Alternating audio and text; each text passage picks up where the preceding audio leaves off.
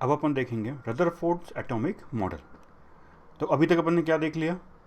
Thomson's atomic model. अपन को पता पड़ गया थॉमसन के हिसाब से एटम क्या होना चाहिए, बट उनको पता है वो गलत है। बट वो गलत करने के लिए कुछ एक्सपेरिमेंट करने होंगे, और उस एक्सपेरिमेंट का नाम है रदरफोर्ड्स गोल्ड फॉइल एक्सपेरिमेंट। ठीक है, तो रदरफोर्ड ही करेगा, और इसलिए अल्टीमेटली वो जो रिजल्ट आएगा वहाँ से अपन डिटरमाइन कर देंगे कि भाई थॉमसन का मॉडल गलत है, और नया मॉडल निकालेंगे जिसको बोलेंगे रदरफोर्ड्स एटॉमिक मॉडल। ठीक है, तो ये क्या करने वाले में समझ में आना चाहिए। Now we are going to prove Thomson's model wrong, and we are going to move on to our next model, that will be Rutherford's atomic model. तो पहले अपन देखेंगे रदरफोर्ड्स गोल्ड फॉइल एक्सपेरिमेंट का सेटअप। ठीक है, as a name suggest, ठीक है, there will be some gold foil. उस गोल्ड फॉइल का क्या यूज़ होगा वो अपन समझेंगे। ठीक है, and it was perform by Rutherford. तो सेटअप क्या है वो अपन समझते हैं। सबसे पहले एक अपने पास ऐसा लेड बॉक्स होगा, ये पूरा लेड से बना हुआ है। ठीक है, और इसमें अपन ने रखा हुआ है अल्फ़ा पार्टिकल का सोर्स, मतलब इसमें से अल्फ़ा पार्टिकल निकलेंगे। ठीक है, अल्फ़ा पार्टिकल मतलब होता है हीलियम के न्यूक्लियस। ठीक है, जो हीलियम सिर्फ nucleus, the only nucleus of the helium atom is called alpha particle. There are some substances which emit these particles and they are also called alpha rays. ठीक है, या alpha particles. So डरना मत, alpha particle कुछ नहीं होता है, it's just the nucleus of helium. ठीक है, so लेड में क्यों रखा हुआ है इसको? पहली बात, बिकॉज जो रेडियो एक्टिव सब्सटेंस होंगे वो अल्फा पार्टिकल इमिट करेंगे, और जब रेडियो एक्टिव सब्सटेंस होते हैं they also emit gamma rays. The gamma rays can be dangerous और harmful for the human body. ठीक है, सो एक्सपेरिमेंट करते वक्त उससे बचने के लिए ये लेड का पूरा बॉक्स ले रखा है। ठीक है, काफ़ी मोटा लेड का बॉक्स होगा, उसके बीच में रखा हुआ है अपन ने सोर्स ऑफ अल्फा पार्टिकल, जिसमें से अल्फा पार्टिकल निकलेंगे। फिर यहाँ भी अपन ने एक लेड का शीट लगा दिया है। लेड का बार बार लेड क्यों यूज़ कर रहे हैं? अगर लेड यूज़ करेंगे तो अल्फ़ा पार्टिकल यहाँ से पास नहीं हो पाएंगे, सिर्फ होल में से पास होंगे जो अपन चाहते हैं। ठीक है, फिर पीछे अपन ने एक सरफेस लगा रखा है जिस पर अपन बाद में जिंक सल्फाइड लगा देंगे, और जिंक सल्फाइड का काम क्या होता है? सेम, जब भी वहाँ फास्ट मूविंग पार्टिकल हिट करेगा वहाँ पर वो एल्यूमिनेट करेगा। ठीक है, शाइन करेगा, वहाँ पर चमक आएगा। सो पहली बात तो अपन बना रहे हैं टॉप व्यू, ये समझ में ऊपर से देख रहे हैं एक्सपेरिमेंट को। ठीक है, मतलब ऊपर से देख रहे हैं, अगर टेबल पर रखा हुआ है, ठीक है, ये टेबल है सपोज, एक्सपेरिमेंट सब ऑब्जेक्ट रखे हुए हैं, ऊपर से देख रहे हैं, तो ये अपने हो गया वो सोर्स। ठीक है, यहाँ शीट रखा हुआ है, और यहाँ पर ये रखा है जहाँ पर ऑब्जर्व करेंगे, जिंक सल्फाइड की फिल्म लगाएंगे इस पर। सो लेड का अपने पास एक बॉक्स रखा हुआ है जिसके अंदर सोर्स रखा है अल्फ़ा पार्टिकल का। ठीक है, बीच में लेड की शीट लगा दी है, और यहाँ पर जिंक सल्फाइड लगाएंगे। क्यों लगाएंगे समझ में आएगा। तो भी, और फिर ऑब्वियसली ये गोल्ड फॉइल का एक्सपेरिमेंट है। ठीक है, सो यहाँ बीच में लगा हुआ है गोल्ड फॉइल, तो ये बनाया है मैंने, लुक्स समवट लाइक गोल्ड। ठीक है, तो गोल्ड का एक बहुत, now this should be extremely thin. ठीक है, मतलब ऑलमोस्ट 1 और 2 एटम लेयर थिन होना चाहिए। ऑब्वियसली इसलिए गोल्ड लिया है क्योंकि गोल्ड इज हाईली मेलेबल। तो इसको इतना पतला कर सकते हैं अपन गोल्ड को कि ऑलमोस्ट अल्टीमेटली 1 या 2 एटम थिक गोल्ड हो जाए। तो काफ़ी पतला होना चाहिए। क्यों, अभी समझ में आएगा, बट इट मस्ट बी, ठीक है, एक्सट्रीमली थिन गोल्ड फॉइल। और एक्चुअली यही पर्पस है गोल्ड लेने का, वरना कुछ और ले सकते हैं, गोल्ड महंगा आता है, वाई टू वेस्ट इट। ठीक है, so obviously the main purpose is because gold is highly malleable, उसको काफ़ी चपटा कर सकते हैं। ठीक है, सो ये गोल्ड लगा हुआ है। फिर यहाँ सब जगह मैंने देखो ये पिंक लगा दिया, ये है जिंक सल्फाइड, सब जगह जिंक सल्फाइड पेस्ट कर दिया है। ठीक है, क्यों किया? अपन को पता है जब भी फास्ट मूविंग पार्टिकल जहाँ भी हिट करेगा वहाँ पर इल्यूमिनेशन होगा, पता पड़ेगा कि कुछ पार्टिकल हिट किया है। ठीक है, वो उसका पर्पस है। तो ये अपने जिंक सल्फाइड लगा दिया है। सो होगा क्या, इसमें से अल्फ़ा पार्टिकल निकलेंगे।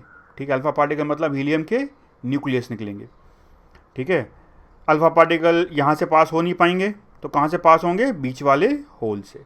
फिर यहाँ भी मैंने एक होल कर रखा है, इस होल से पास हो जाएंगे, गोल्ड फॉइल से टकराएंगे, और फिर देखते हैं क्या होता है। वही अपन को ऑब्जर्वेशन करना है।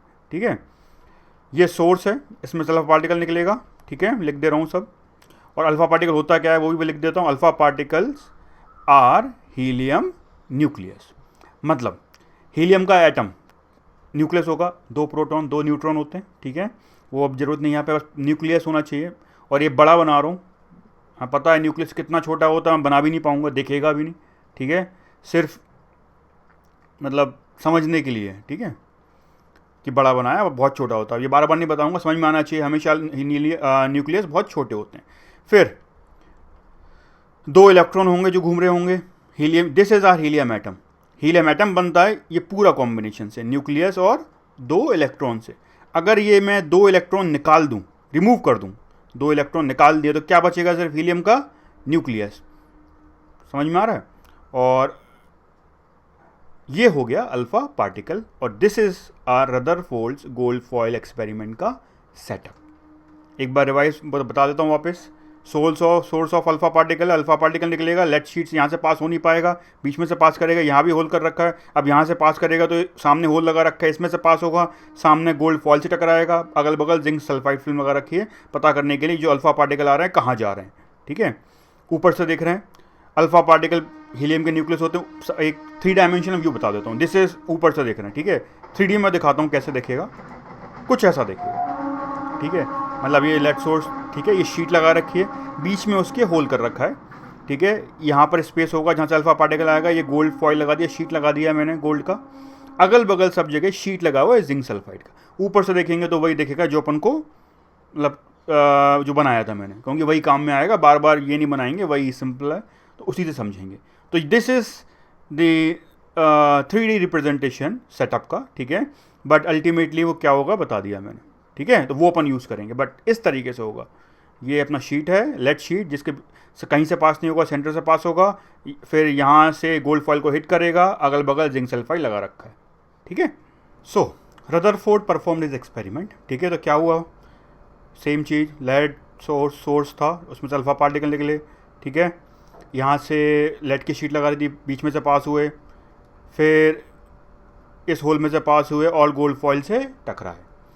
जब ये एक्सपेरिमेंट किया तो कुछ ऑब्जर्वेशन थे, वो अपन को देखने, ठीक है, और फिर समझेंगे उसका क्या मतलब है। सो ऑब्जर्वेशंस, पहली बड़ी अजीब ऑब्जर्वेशन थी विच रदरफोर्ड वॉज नॉट एक्सपेक्टिंग, कि भाई most of the alpha particle pass through the gold foil undeflected. ये बड़ा वियर्ड था। मतलब मैक्सिमम अल्फा पार्टिकल ऐसा, मतलब यहाँ लगाने पर यहाँ सबसे ज़्यादा शाइन आ रहा था। मतलब ऐसा लग रहा था कि सामने गोल्ड फॉयल है ही नहीं, फ़र्क ही नहीं पड़ रहा, लगाओ ना लगाओ फ़र्क नहीं पड़ रहा, पार्टिकल सामने, मतलब उसको हटा दूँ तब भी ऑलमोस्ट इतनी शाइन आ रही है, लगा दूँ तब भी ऑलमोस्ट इतनी आ रही है। सो ही वॉज सरप्राइज, ऐसा लग रहा था मैं गोल्ड फॉयल लगा रहा हूँ बट फ़र्क ही नहीं पड़ रहा।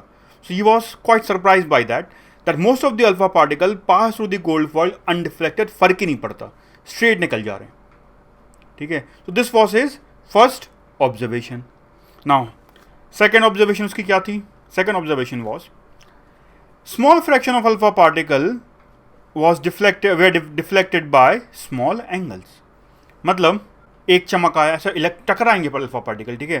तो यहाँ तो बहुत सारे टकरा रहे थे, तो सारा शाइन आ रहा था कंटिन्यूस, ऑलमोस्ट मान लो, ठीक है। यहाँ एक बार चमक आई, फिर कब नहीं आई, फिर यहाँ थोड़ी चमक आई बट इतनी नहीं आई जो सामने आ रही है, क्योंकि मैक्सिमम तो सीधे निकल जा रहे हैं। तो अगल बगल भी जा रहे हैं बट बहुत कम जा रहे हैं, तो शाइन हो रहा है बट हल्का हल्का हो रहा है। मतलब ऐसा एक चमक आया, अल्फा पार्टिकल टकराया होगा, कुछ देर बाद फिर यहाँ चमका, यहाँ टकराया, फिर कुछ देर बाद यहाँ टकराया, तो चमक आएगी, ठीक है। मैं वीडियो लिंक शेयर करूँगा, देखना उससे तो पता पड़ेगा कि किस तरीके से चमकता है, ठीक है। कुछ एक्सपेरिमेंट है जिसमें चमकने की जगह वो मैच देखता है कि पार्टिकल आया है कि नहीं आया। This is new technique. Upon receptors लगा सकते हैं जो आवाज़ करेंगे अगर अल्फा पार्टिकल उससे टकराता है तो, ठीक है। फंडा वही है, पता करना है कि अल्फा पार्टिकल कहाँ जा रहे हैं। तो मैक्सिमम अल्फा पार्टिकल सीधे निकल जाएंगे, कुछ अगल बगल सब जगह जाएंगे लेकिन कम होंगे। This was his second observation. Third observation with which he was surprised again was extremely few. मतलब वो ही वॉज सरप्राइज्ड कि कुछ ऑलमोस्ट 180 डिग्री से, मतलब आ जा रहे थे इस तरीके से, टकराया, टकराने के बाद गोल्ड फॉयल से ऑलमोस्ट यहाँ शाइन आ रही थी, बट ऑलमोस्ट बहुत ही कम आ रही थी, बट आ रही थी। तो ही वॉज सरप्राइज्ड कि भाई कुछ तो बहुत सारे तो सीधे निकल गए, थोड़े सब जगह गए। और तीसरा उसने क्या देखा, बहुत ही कम, ऑलमोस्ट 180 यहाँ आया, टकरा के ऑलमोस्ट वापस लौट गया, वो तभी तो यहाँ पर आया और यहाँ टकरा रहा है ऑलमोस्ट 180 डिग्री पर। तो ही वॉज सरप्राइज्ड कि ऐसा कैसे हो गया कि अल्फा पार्टिकल भी कोई मतलब इनका भी वेट है, ठीक है, और इतनी एनर्जी से जा रहा है तो और लौट रहा है, तो इसका रीज़न क्या है, ठीक है। तो these are the 3 very important observations, ठीक है, ये बहुत इंपॉर्टेंट है, समझ में आना चाहिए, ठीक है, और इसी से नेक्स्ट मॉडल बनेगा। तो बहुत सिंपल लग रहा है सोचने में, ठीक, कौन सी बड़ी मतलब ऐसा क्या है, लेकिन वो बताएगा इसका क्या मतलब है। तो ये समझ में आना चाहिए कि कौन सी 3 ऑब्जर्वेशन है। पहली ऑब्जर्वेशन, मैक्सिमम अल्फा पार्टिकल पास मैक्सिमम शाइन यहाँ सामने आ रही है, फ़र्क ही नहीं पड़ रहा। दूसरा, कुछ सम एंगल्स पे शाइन आ रहा है, चमक आ रही है, ठीक है, कुछ टाइम बाद। कुछ चमक ऑलमोस्ट 180 डिग्री पे आ रही है, विच ही वॉज सरप्राइज विथ। ऐसा नहीं होना चाहिए था, क्यों, अभी सब देखेंगे। तो 3 observations are very important, must be clear, ठीक है। और इन एक्सपेरिमेंट ऑब्जर्वेशंस को Thomson's plum pudding model explain नहीं कर पाएगा, तो अपन नया मॉडल बनाएंगे, ठीक है। सो वापस, most of the alpha particle pass to the gold foil undeflect, सीधे निकल गई थी। दूसरे, some fraction of the alpha particle were deflected by small angles, हल्का हल्का सब जगह शाइन आया था, चमक आ रहा था। एक्सट्रीमली फ्यू 180 डिग्री पर भी आ रहा था। अब दिक्कत ये है, अगर थॉमसन का मॉडल मान लें तो ये नहीं होना चाहिए, ऐसा नहीं होना चाहिए था। क्यों नहीं होना चाहिए था? देखो, मैंने बोला अपन ने सपोज ये है अपनी गोल्ड फॉइल की शीट जो अपन ने एकदम पतली कर दी थी, और ये जो बनाया मैंने थॉमसन के हिसाब से एटम, थॉमसन के हिसाब से एटम ऐसा होना चाहिए, बताया था मैंने, पॉजिटिव चार्ज मैट्रिक्स, बीच में ये इलेक्ट्रॉन्स हैं।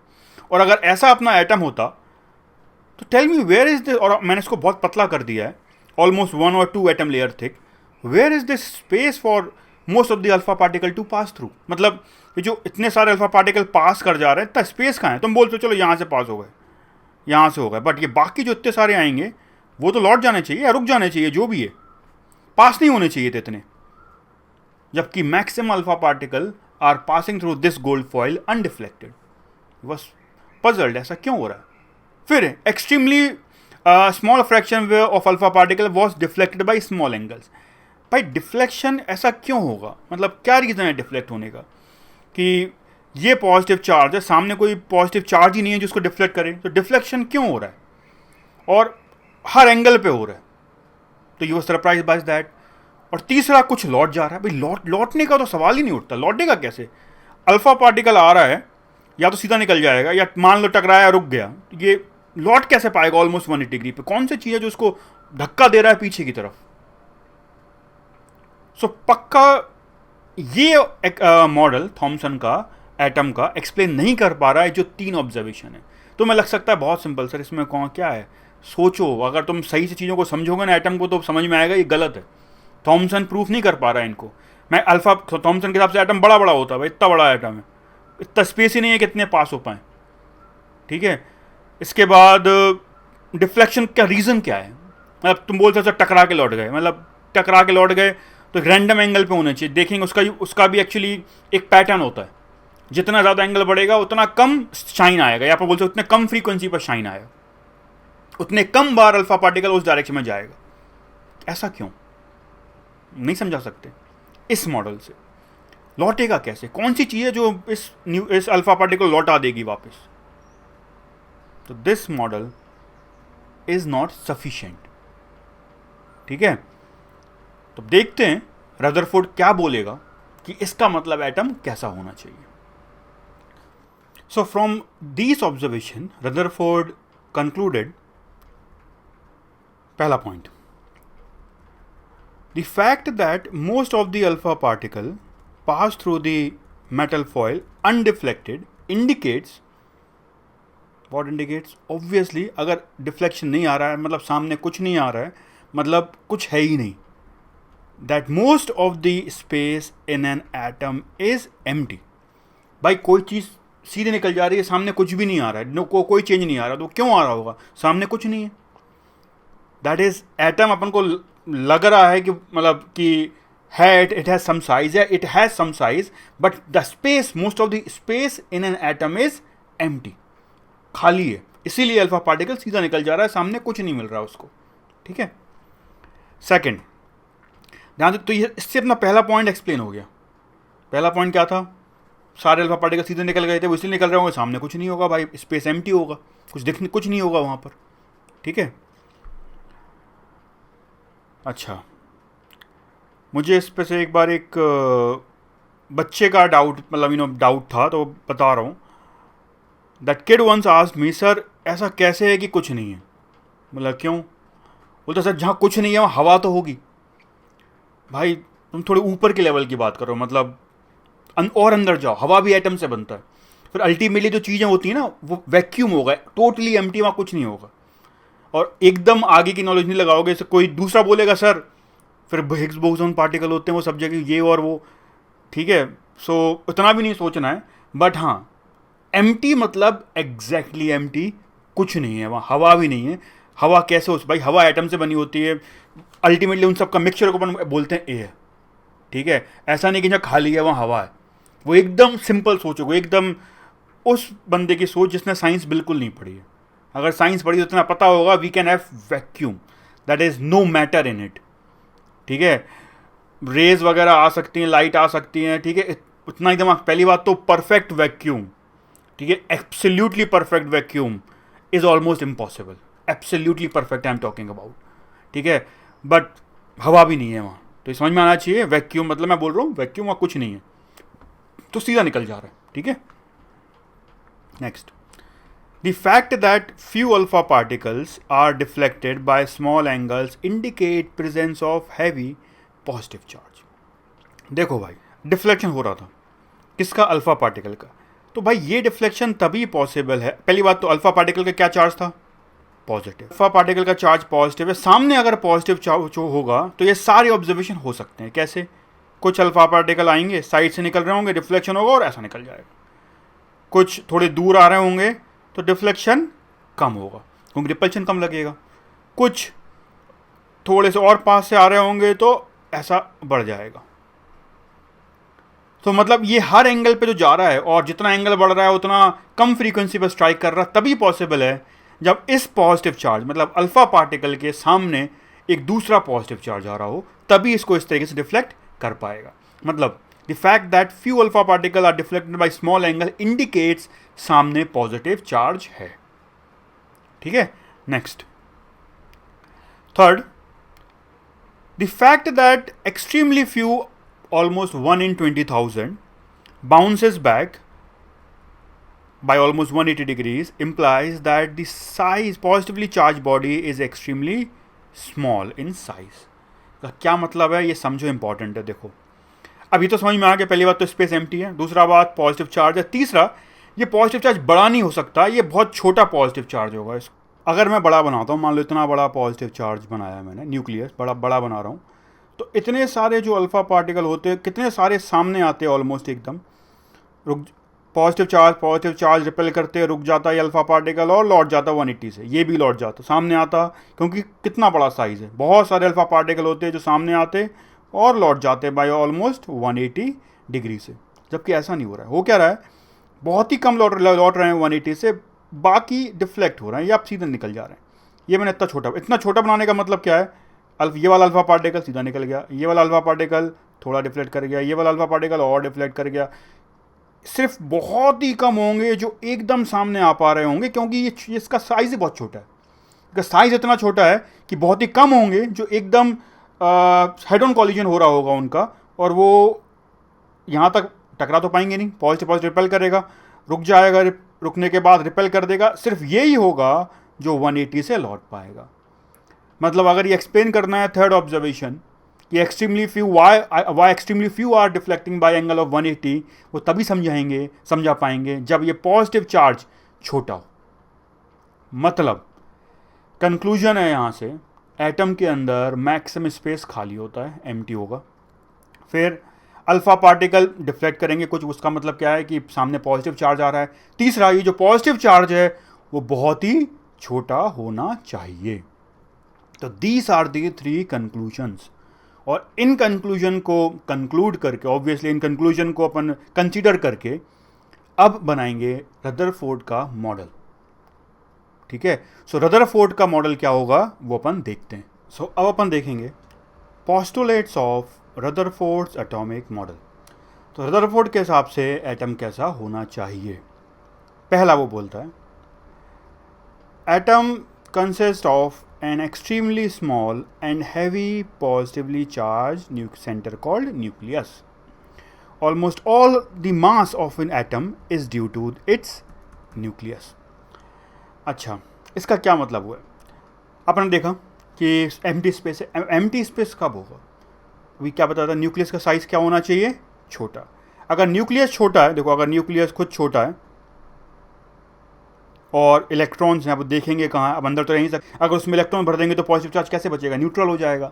मतलब अपन को अलग अलग रखना है, किसको? पॉजिटिव चार्ज को और इलेक्ट्रॉन्स को। सो ये अपना पॉजिटिव चार्ज है और इस पॉजिटिव चार्ज का साइज़ बहुत छोटा, अभी अपने देखा थर्ड पॉइंट से, और इलेक्ट्रॉन का मास तो बहुत कम होता है, एटम के साइज़ के कंपेरिजन में नेग्लेजिबल होगा। इसका मतलब जो मैक्स पूरा का पूरा जो वेट होता है, मास होता है एटम का, किसकी वजह से होता है? न्यूक्लियस की वजह से। मतलब ये जो छोटा न्यूक्लियस होगा, सारा मास इसी की वजह से आएगा। और ऑब्वियसली ये भारी भी होना चाहिए। वो पहला ऑब्जर्वेशन बता भी, तीसरा ऑब्जर्वेशन प्रूव भी कर रहा है। अगर ये हल्का होता, अल्फा पार्टिकल आता और टकराता, देखो यहाँ पर टकराता अल्फा, अगर ये न्यूक्लियस हल्का होता तो अपने साथ नहीं ले जाता, इसको रिपेल करता साथ में ले जाता।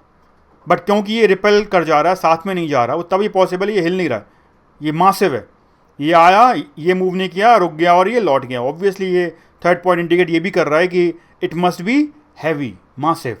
ठीक है, मास ज़्यादा होना चाहिए कि अल्फा पार्टिकल मूव नहीं कर पा रहा है उसको। फिर तो पहला पॉइंट समझ में आया, एटम के अंदर मैक्सिमम स्पेस एम्प्टी होगा। अपन बनाएंगे, डायग्राम बनाएंगे, देखेंगे इसका मतलब कैसा होना चाहिए। बट पहले अपन को थ्योरी समझना, थ्योरी के हिसाब से वो क्या कंक्लूड कर रहा है। तो वो बोल रहा है भाई एटम के अंदर मैक्सिमम स्पेस एम्प्टी होगा। ठीक है, जो टोटल मास होता है न्यूक्लियस की वजह से होता है, न्यूक्लियस बहुत छोटा होता है। The size of the nucleus is extremely small in comparison to the size of the atom. मतलब न्यूक्लियस, अगर ये सपोज अपन एटम हमेशा टोटल इलेक्ट्रॉन्स और न्यूक्लियस को मिला मिला के मानेंगे। मतलब सपोज ये अपना पूरा एक एटम का साइज बना दे रहा हूँ मैं, ऐसा कुछ एटम है मान लो, तो न्यूक्लियस, ये इलेक्ट्रॉन्स भी हैं सब मान लो, न्यूक्लियस होगा कहीं, वो बहुत ही एक्चुअली कितना छोटा, पहली बात तो ये बोल रहा है बहुत छोटा है इसका साइज, ये मतलब बना भी नहीं पाऊंगा मैं पेंसिल से, इससे दिखा ही नहीं सकता कितना छोटा होगा। ठीक है, बट बनाने के लिए बड़ा बना दे रहा हूँ कि देखिए भाई ये है, बट बहुत ही छोटा होगा। कितना छोटा होगा देखो कैसे समझाऊँ। There are 7 billion human beings on the planet. ठीक है, इसमें से आधे ऑलमोस्ट इंडियन प्लस चाइनीज़ हैं। So any that is not the point. अब 7 बिलियन ह्यूमन बींग्स हैं और ऑब्वियसली अगर उन सबको इकट्ठा कर दें एक साथ, तो देख रहे कितनी भीड़ हो जाएगी, है ना। सोचो सब सारे 7 बिलियन ह्यूमन बींग्स को एक साथ ले आऊँ मैं, तो काफ़ी बड़ा स्पेस बन जाएगा, है कि नहीं। सिर्फ इमेजिन कर रहा है, ऐसा प्लान नहीं है कुछ। फिर सोचो, अब ये सब सारे अपन सब किससे बने हुए हैं? एटम से। मतलब हमारे अंदर भी स्पेस क्या है? एम्प्टी है। न्यूक्लियस है, इलेक्ट्रॉन से, और जो बीच का स्पेस क्या है? वो एम्प्टी। मतलब तुम्हें लग रहा है कि सर अपन, कई बच्चे सर कहाँ सर खाली हैं, सर कुछ बच्चे दिमाग से खाली लग सकते हैं, बट पॉइंट इज तुम्हें लग सकता है कि सर ये खाली कहाँ है, सर इतना स्पेस तो लग रहा है। Actually what you are observing is, तुम जब इसको प्रेस कर रहे हो ना, सो तुम लगता है आर पार कहाँ हो रहा है। अगर एम्प्टी स्पेस हो तो आर पार हो जाता मेरा उंगली हाथ में से, ऐसा नहीं हो रहा है। क्यों नहीं हो रहा है? इन सब के एटम ने एक दूसरे को पकड़ के रखा है ना। तो जब तुम इसको प्रेस कर रहे हो तो वो सारा जो सबने पकड़ के रखा हुआ है वो एक दूसरे को नहीं छोड़ पा रहे हैं, इसलिए तुम्हारा हाथ इस पार से उस पार नहीं जा रहा है।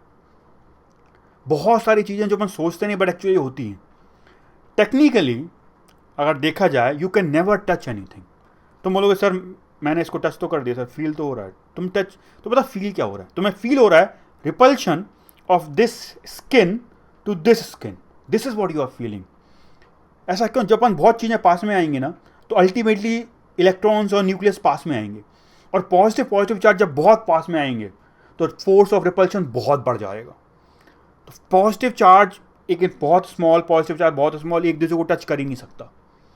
अल्टीमेटली रिपल्शन इतना बढ़ जाएगा कि you will not able to overcome that repulsion. मतलब सैडली तुम्हें फील हो, तुम बोलो सर मैं टच कर रहा हूँ ना, you will never be able to actually touch anything. You will just feel the force of repulsion. ठीक है, ज़्यादा टेंशन मत लेना, सोचना ही ज़िंदगी। देखो साइंस समझना अलग होता है, ज़िंदगी जीने में कुछ चीज़ें अपने को सोचनी नहीं होती, वरना जी नहीं पाओगे, पागल हो जाओगे। ठीक है, जस्ट वी, ठीक है, the point is, but you should understand कि चीज़ें होती क्या है। हमारा दिमाग अलग तरीके से काम करता है। हमारा दिमाग एक्चुअली शायद साइंस को इतना डिटेल में पढ़ने के लिए हो सकता है शायद ना बना, उसे पता भी नहीं होगा कि अपन जाके इतना कुछ सोच सकते होंगे। ठीक है, but we can think about it. ठीक है, but should not think much about it, because we also have to live our life happily in a senseful manner. ठीक है, सो माई पॉइंट इज, बता रहा था मैं, size of the nucleus is very small. हाँ, सो 7 billion human beings के जो atom से बने हुए हैं, उन एटम्स में स्पेस एम्प्टी है। अगर मैं वो एम्प्टी स्पेस हटा दूं, ठीक है, और सबके न्यूक्लियस और इलेक्ट्रॉन्स पास में ले आऊं, तो काफ़ी स्पेस अपन को मिल जाएगा, एक्स्ट्रा खाली की स्पेस कंज्यूम हो जाएगा, मतलब साइज ऑफ द एटम छोटा हो जाएगा। अगर साइज ऑफ द एटम छोटा हो गया तो ह्यूमन बीइंग का साइज छोटा हो जाएगा। 7 बिलियन ह्यूमन बीइंग को अपन कंप्रेस कर सकते हैं। They all can fit comparable, मतलब रिलेटिवली, इन ए क्रिकेट बॉल। मतलब इतना स्पेस खाली, समझ में आ रहा है? 7 बिलियन ह्यूमन बींग्स जो हैं इस प्लैनेट पर, ठीक है, एक क्रिकेट बॉल के अंदर आ सकते हैं। कितना डेंस नहीं हो गए सारे ह्यूमन बींग्स? 7 बिलियन। उसका पता जो मास होगा उस क्रिकेट बॉल का, वो 7 बिलियन ह्यूमन बींग्स के बराबर होगा, दैट क्रिकेट बॉल। ठीक है, but its volume will be like a cricket ball, but mass will be that of the 7 billion human beings. इतना स्पेस एम्प्टी है। ठीक है, और चीज़ें इसलिए बहुत डेंस कर सकते हैं अपन, इसलिए जाके ये न्यूट्रॉन स्टार्स और ये बन जाते हैं जो इतने डेंस होते हैं, क्योंकि एटम्स के बीच में स्पेस है एम्प्टी। ठीक है, जिसको अपन चीज़ें, जिसको कई चीज़ें यूज़ कर सकती हैं। ठीक है, ब्लैक होल बन सकते हैं। ठीक है, क्योंकि चीज़ें और डेंस हो सकती हैं। There are more scope for things to become more dense than what we observe in a normal life. ठीक है, so my point is again, maximum size, maximum space in an atom is empty. Size of the nucleus is very small in comparison to the size of the atom. अब यहाँ पर जो मैंने dot बना ही नहीं पाऊंगा, समझ में आ रहा है कितना छोटा होगा? बट अपन हर बार ऐसा बना देंगे दिखाने के लिए, वहाँ छोटा, बट तुम्हें समझ में आना चाहिए वो बहुत ही छोटी चीज़ होती है, बहुत ही छोटी। ये चीज़ें छोटी छोटी होती हैं, बट ये पता है, ये this are very important if you really want to understand science. मतलब ज़्यादा फर्क नहीं पड़ेगा तुम्हारे साइंस पढ़ने में, लेकिन you should actually know what things actually are if you really want to learn science. ठीक है, तो अपन पॉजिटिव चार्ज बनाएंगे ऐसा इतना बड़ा, लेकिन वो बहुत छोटा होगा। फिर इलेक्ट्रॉन्स होंगे अलग अलग होंगे, तभी तो ये पॉजिटिव नेगेटिव चार्ज सेपरेट होंगे। अब अलग कैसे होंगे वो अपन देखेंगे, बट 2 पॉइंट समझ में आना चाहिए। पहला कि पॉजिटिव चार्ज है जो बहुत छोटा है, ठीक है, और सारा मास उसी की वजह से। इलेक्ट्रॉन्स हैं ऑब्वियसली अलग होंगे, और टोटल मिला के बोलेंगे एटम, इसके कंपेरिजन इस न्यूक्लियस का साइज बहुत ही छोटा होगा। कितना छोटा होगा मैंने बता दिया, बना नहीं सकते। Next point, electrons revolve around nucleus in circular orbits, and the required centrifugal force is provided by the electrostatic force of attraction between the nucleus and electrons. देखो इसका क्या मतलब हुआ। हमने देखा था कि ये समझ में आ गया था कि एक न्यूक्लियस होना चाहिए छोटा, और इलेक्ट्रॉन्स अलग होना चाहिए, मैक्सिमम स्पेस एम्प्टी होना चाहिए। ठीक है, अब अगर पॉजिटिव चार्ज इलेक्ट्रॉन अलग अलग कर दोगे तो एक दिक्कत है।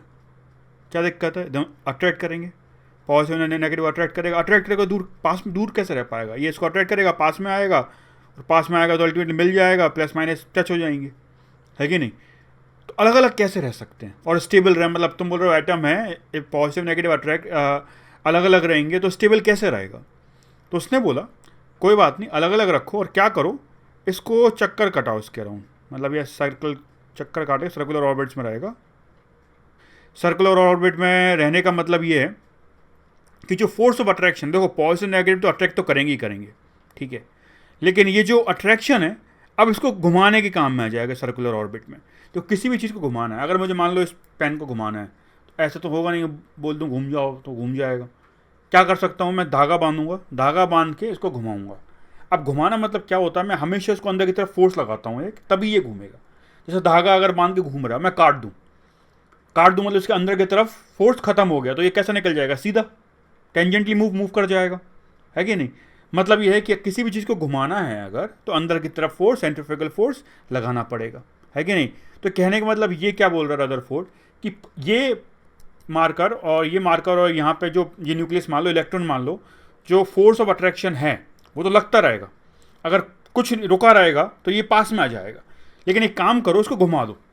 अगर ये घूमता रहेगा तो फोर्स ऑफ अट्रैक्शन भी लगता रहेगा, अलग अलग भी रहेंगे और सर्कुलर ऑर्बिट भी रहेगा, मतलब सारी कंडीशन मेट हो जाएंगी, हमारा एक्सपेरिमेंटल ऑब्जर्वेशंस सेटिस्फाई होंगी, एक्सप्लेन कर पाएंगे अपन, ठीक है।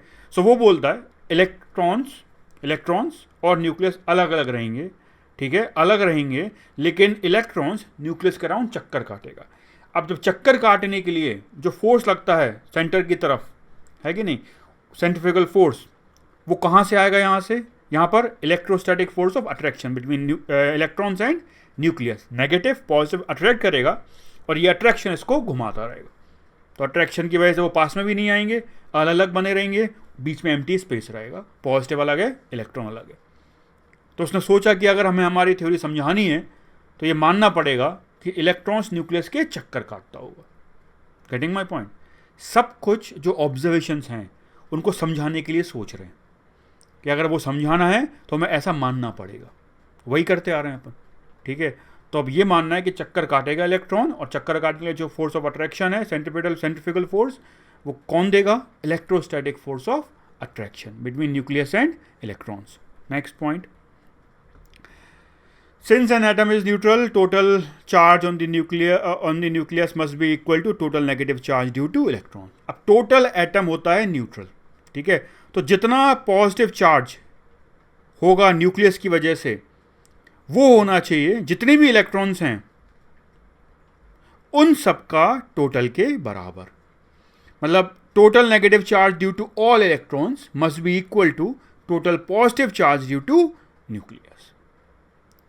रदरफोर्ड बोलता है ये 4 पॉइंट तुम्हें मानने पड़ेंगे, और ये मानोगे तो हमारा एटम का सही स्ट्रक्चर बनेगा, ठीक है, जो हमारे अभी तक की सारी ऑब्जर्वेशंस समझा पाएगा। इसको बोलते हैं रदरफोर्ड्स एटॉमिक मॉडल। तो वो कैसा दिखता है, देखते हैं। तो रदरफोर्ड के हिसाब से मतलब एटम ऐसा होना चाहिए, न्यूक्लियस, इलेक्ट्रॉन चक्कर काट रहा है, एक इलेक्ट्रॉन, बहुत सारे इलेक्ट्रॉन हो सकते हैं, ठीक है, सब चक्कर काटेंगे इस न्यूक्लियस के अबाउट। इसमें कमी है, बाद में देखेंगे, लेकिन ये मानना पड़ेगा। So this is our atom according to Rutherford's model. अब ऐसा है, पहले क्या था, सिंपल डॉट, फिर वाटरमेलन हुआ, अब ये हो गया अपना एटम, छोटा सा न्यूक्लियस, पॉजिटिव चार्ज, सारा मास उसी की वजह से। देखो मैक्सिमम स्पेस क्या है, एम्प्टी। अब अगर ये मैक्सिमम स्पेस एम्प्टी मान लें तो देखो अपन एक्सपेरिमेंट समझा सकते हैं कैसे। सपोज अल्फा पार्टिकल मारे, ये है अपनी गोल्ड फॉइल, ठीक है, और अब अपना ये है, देखो एटम्स, ये रहा न्यूक्लियस बनाया है मैंने, ये पॉजिटिव चार्ज दिखा दिया, न्यूक्लियस, इलेक्ट्रॉन्स, ये जो ब्लू कलर है वो इलेक्ट्रॉन्स हैं, जो रेड कलर है वो न्यूक्लियस है। तो अब ऐसे दिखेंगे अपने एटम्स। और अब अगर अल्फा पार्टिकल मारते हैं तो देखो maximum alpha particle will pass through undeflected, some will come near to this nucleus and get deflected, extremely few, देखो बनाने में भी दिक्कत आ रही है, extremely few कुछ होंगे जो एकदम सामने आएंगे, वो लौट जाएंगे।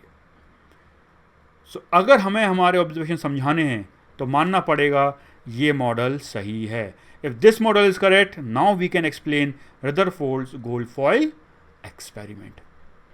अब अपना एटम ये हो गया, बट इसमें भी कमियां हैं, इसके डीमेरिट बाद में देखेंगे और फिर अपन नया मॉडल लाएंगे, ठीक है।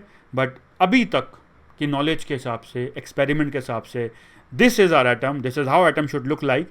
ये जो सर्कल बनाया ये कुछ है नहीं, बस उसमें पाथ में घूमेगा, देखेगा क्या, मतलब देखेगा नहीं, मतलब चीज़ें क्या क्या हैं, न्यूक्लियस और इलेक्ट्रॉन्स, ये सब ऑर्बिट है, ये कुछ दिखती नहीं है, समझ में आ रहा है, बनाया ऐसे मैंने बताने के लिए कि इस पाथ में मूव करेगा। But atom will consist of nucleus and electrons. अब न्यूक्लियस के अंदर क्या क्या है अभी तक डिस्कवर नहीं हुआ है, अब करेंगे अपन। सो यहां तक इतना ये मॉडल आ चुका है, बट अंदर प्रोटॉन न्यूट्रॉन के बारे में पता नहीं पड़ा है, अभी पता पड़ेगा, और इलेक्ट्रॉन्स है, और now we can explain the model. This is our next structure of atom. अब अपना एटम ऐसा दिखेगा, इसको भी गलत प्रूव करेंगे, आगे बढ़ेंगे, ठीक है। बट ये था रदरफोर्ड्स एटॉमिक मॉडल।